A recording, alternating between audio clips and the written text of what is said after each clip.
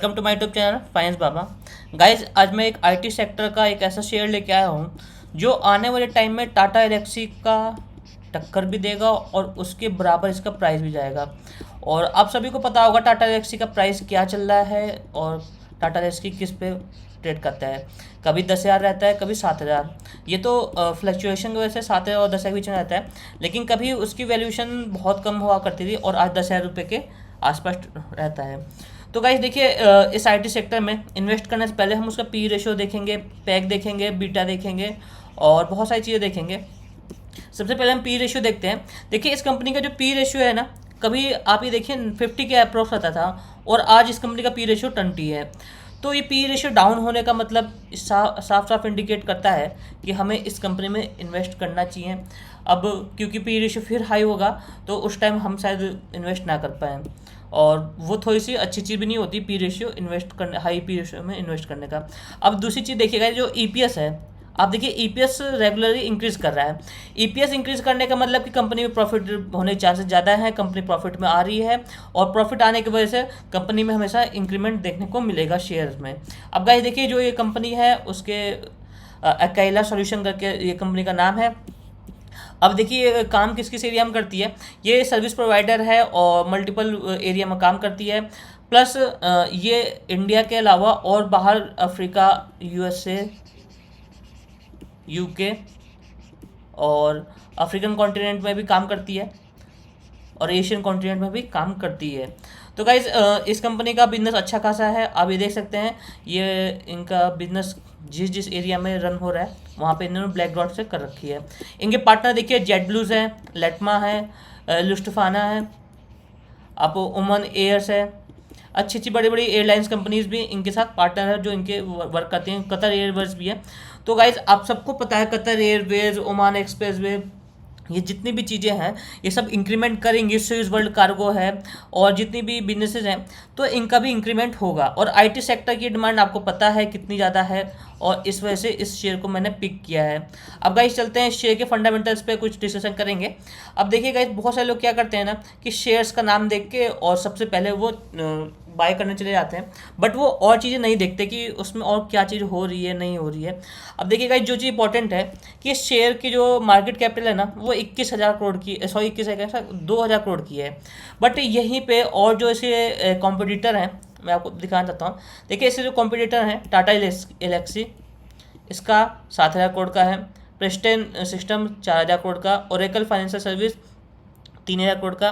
और PV fintech ये 745 करोड़ की है। ठीक है, एक पीवी फिनटेक ही थोड़ी कम है। और केपीआईटी टेक्नोलॉजी, इसकी भी 1100 करोड़ है और 5,000 करोड़ की कोफोर है और जायंट का 1,500 करोड़ है। एक अच्छी खासी लो मार्केट कैपिटल के साथ 1,430 करोड़ में एक यही शेयर है गाइस। दूसरी जो शेयर है उसका पी रेशियो भी देखिए इंडिकेट भी नहीं किया है, तो इसलिए मैंने उस शेयर को पिक भी नहीं किया। अब गाइज, इस शेयर का पी रेशियो आप देखिए 30 है यहाँ पे जो है। सॉरी गाइज, पी रेशियो नहीं है, तो क्वार्टर प्रॉफिट है। अब आर भी देखिए, आर है जो है 16 है यहाँ पे, अच्छा खासा है। अब गाइज, आप देख सकते हैं टाटा एलेक्सी का पी रेशियो और एक्लेज सॉल्यूशन का पी रेशियो। तो गाइज, पी रेशियो जिसका डाउन होता है इन्वेस्टमेंट उसमें करना चाहिए हमें। ये एक छोटी सी नॉलेज है, सबको ही पता होती है ऐसे। अब चलते हैं गाइज और फंडामेंटल डिस्कशन करते हैं। देखिए, ये जो शेयर है इसका स्टॉक का पी है 18.1%, आर जो है 56.2% है। ये एक बहुत ही बड़ी अपॉर्चुनिटी होती है जिसकी कंपनी में भी इतनी बड़ी बड़ी आर और आर है। देखिए, आर का मतलब रिटर्न ऑन इक्विटी है, ठीक, और आर का मतलब है रिटर्न ऑन कंपाउंड इक्विटी। तो 24% की रिटर्न ऑन इक्विटी है, फेस वैल्यू 10 है। और डिविडेंड यील्ड गाइस बहुत बड़ी बात है। आप सोचिए, इतने बड़े शेयर वैल्यू पे 1,400 रुपये पे कोई डिविडेंड यील्ड 2.45% दे रहा है, 2.45%, ठीक है। और इसका अगर आप 2% भी निकालें तो अच्छा खासा 28 रुपये होता है जो कंपनी डिविडेंड देती है। अब गाइज, कंपनी की और भी चीज़ें डिस्कस करेंगे। सबसे पहले हम चलते हैं इसके फंडामेंटल्स में, जो कि इसके होल्डिंग पैटर्न्स क्या है। देखिए, प्रमोटर्स की होल्डिंग जो है कंटिन्यूसली सेम है। प्रमोटर्स अपनी होल्डिंग कम नहीं की है क्योंकि इनकी होल्डिंग जो है 75% के नीचे है। देखिए, एफ ने अपनी होल्डिंग्स इस शेयर में ज़्यादा इंटरेस्ट नहीं दिखाई है और कम की है। एफ की होल्डिंग्स और इंटरेस्टेड नहीं है इस शेयर में। डी भी इंटरेस्टेड है हाल में, पहले तो इंटरेस्ट नहीं थी लेकिन अब डी ने थोड़ा सा इंटरेस्ट दिखाया है। बट अभी थोड़ी इंटरेस्ट अपना कम किया है और होल्डिंग कम की है।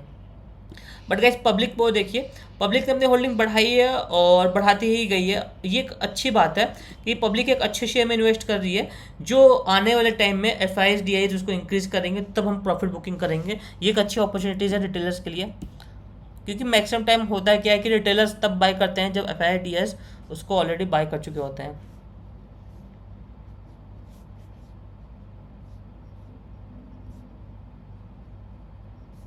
अब गए देखिए कंपनी का क्वार्टरली रिजल्ट देखिए, सेल्स इंक्रीज ही हो रहा है कंपनी का।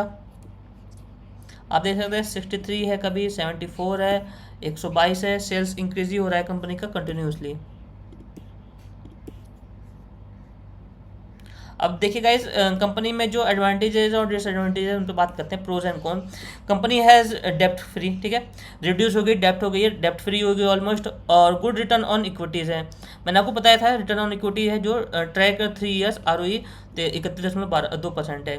Maintaining a healthy dividend pay out of 114%। अब देखिए जो इसके डिसएडवांटेज है, stock is trading at 7.9 times its book value से डाउन ट्रेडिंग कर रही है। The company has delivered a poor sales growth of 4.618% over 5 year, ठीक है। तो पिछले 5 साल का जो है कैश कुछ कम हुआ है। देखिए कंपनी का जो सेल्स है वो बंद नहीं हुआ है और ना ही ऐसा है कि डाउन हो गया है। आप सोचिए 5 साल पहले वो 100 प्रोडक्ट बेचते थे, बट आज वो 90 ही बेच पाए हैं।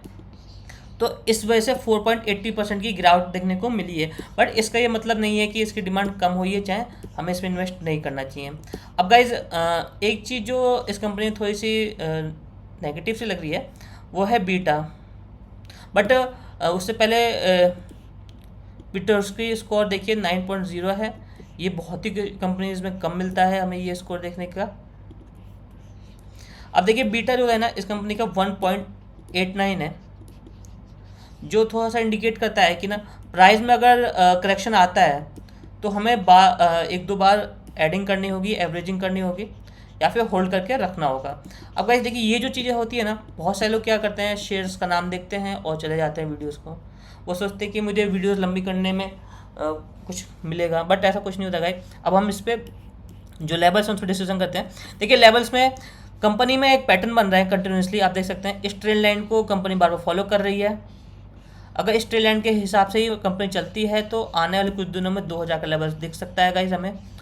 और गाइज एक एम पैटर्न भी बना रही है कंपनी, अगर एम पैटर्न कंप्लीट करती है तो भी हमें कोई प्रॉब्लम नहीं है, हम एवरेज करेंगे। अब जो लोग होल्ड कर रखे हैं उनके लिए 1280 का स्टॉप लॉस है, सपोर्ट है ये, सॉरी गाइज। स्टॉप लॉस जो है गाइज वो 1100 का है। अब गाइज जो भी लोग नए लोग बाइंग करेंगे, ठीक है, तो वो पहला टारगेट अपना रख सकते हैं 1600, ये शॉर्ट टर्म के लिए है टारगेट।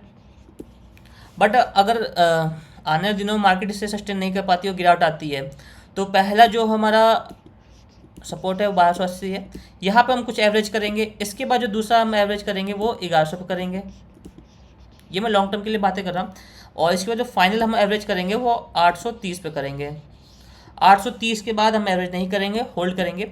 मैक्सिमम चांसेस है कि मार्केट जो है, शेयर जो है, इस ट्रेंड लाइन के ऊपर सस्टेन करे और ट्रेडिंग करे। अगर मार्केट में ये शेयर ब्रोक होता है तो एम पैटर्न बनने के चांसेस होते हैं। एम पैटर्न में हम 827 देख सकते हैं। अब गाइस देखिए एक जो चीज़ होती है ना, कुछ लोग अपने आप को ओवर स्मार्ट समझते हैं, वो क्या करेंगे ना, वो बैठे रहेंगे 827 पे बाई करने के लिए। अब होगा क्या, मान लीजिए शेयर आया 1100 से, ठीक है, और वो 1000 पे भी गया बट यहाँ से रिटर्न ले लिया। कोई ऐसा जो थोड़ी है ना, एम पैटर्न अगर बन रहा है तो पूरा यहाँ तक बनेगा, ऐसा कोई ऑब्लिगेशन तो होता ही नहीं कंपनीज पे। वो एम पैटर्न कंपनी कंप्लीट करना चाहेगी तो यहाँ से लेके यहाँ पे भी करके चली जाएगी, ठीक है। तो इसलिए गाइज हर उस पर बाइंग करनी चाहिए। और ये एक लॉन्ग टर्म शेयर है क्योंकि आईटी स्टॉक है और एक अच्छा खासा पैसा बनने के चांसेस है। आप ही देखिए कभी जब ये लिस्ट हुई थी ये 200 रुपये के नीचे थी और अभी 2000 पे है। इसको गाइज आने 2012 में ही ये 200 के नीचे थी और आप देख सकते हैं 2022 में से 10 साल में 2000 हो गई है। आने वाले कुछ सालों में ये 8 से 10,000 भी जा सकती है, कंफर्म है। अब देखिए गाइस ये लेवल्स टूटता है, ठीक है, तो पहला टारगेट 1600 है। 1600 का अगर कंटिन्यू चलता है तो 1900 हमारा ये थोड़ा लंबा टारगेट है। इसके बाद जो अगर मार्केट और सस्टेन करता है तो 2400 एक बड़ा टारगेट रहेगा। अब गाइज हमने सब चीज़ डिस्कस कर लिया है और फंडामेंटल्स की भी बात कर ली है, और हमने ये भी बात किया है कि कब कब हमें इसमें एवरेजिंग करनी है और कब नहीं करनी है। आपको अगर वीडियोस अच्छी लगती है तो please like and subscribe and thank you guys.